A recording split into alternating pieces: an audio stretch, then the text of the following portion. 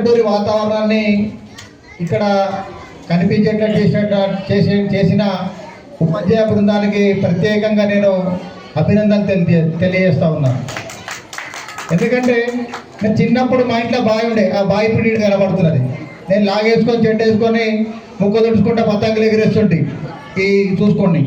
అలాంటిది ఇలా నాకు ఇక్కడ కనబడ్డది. నిజంగా సురేష్, మీ యొక్క పాఠశాల ఉపాధ్యాయ బృందానికి నేను ప్రత్యేకంగా అభినందనలు తెలియజేస్తా ఉన్నా. నిజంగా చాలా చక్కగా చేశారు. పల్లెటూరి వాతావరణం ఇక్కడ ఏమంటారు, మక్కి డిట్టో తెచ్చేసింది ఇక్కడ. చాలా సంతోషం. పిల్లలు కూడా చాలా చక్కగా నృత్య ప్రదర్శన చేశారు. మా సోది చెప్తానమ్మా, మా ఇంటి పక్కన ఉంటుంది, నేను రేపంచి నీ దగ్గర సోది చేపించుకుంటా. పిల్లలు కూడా చాలా చక్కగా చేశారమ్మా.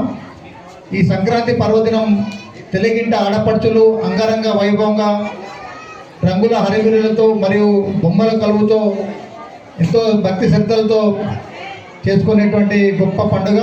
ఈ పండుగ మనందరిలో శుభప్రదాయాన్ని తీసుకురావాలని మనస్ఫూర్తి. మరి సంక్రాంతి అంటే సమ్యక్రాంతి, ఇది సంక్రాంతి. మరి అంటే సమాజంలో ఉన్నటువంటి అంటే క్రాంతి తీసుకురావడం. క్రాంతి అంటే ఏంటంటే తలలోని విచారాలను మార్చడమే సంక్రాంతి. అలాంటి సమ్యక్రాంతి ఈరోజు మా పాఠశాల నిర్వహించడం మరియు అదేవిధంగా ఎన్నో కార్యక్రమాలు విద్యార్థులందరూ కూడా కళ్ళకు కట్టినట్టుగా ఈ పండుగ యొక్క వాతావరణం రెడీ కావడం జరిగింది.